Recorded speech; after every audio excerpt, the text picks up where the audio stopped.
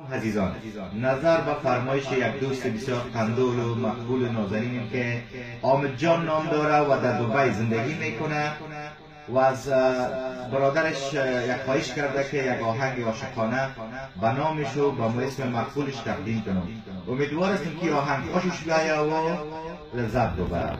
تقدیم به حامد جان و تقدیم به تمام علاقمندایش و تقدیم به تمام دوستایش. ایماوی آهنگ احمد زاید، آهنگ بسیار مقبول است. امیدوار هستیم که صحیح ادا کرده باشیم.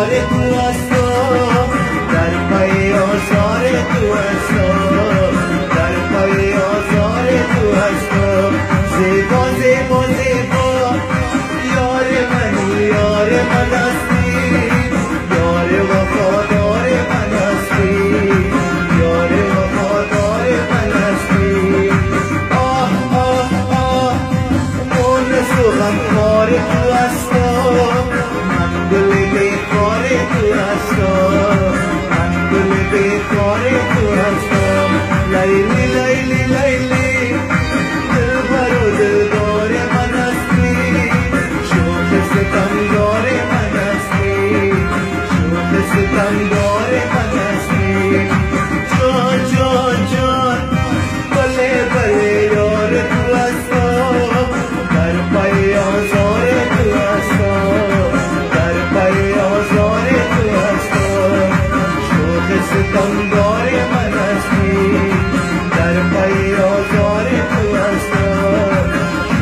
ستمی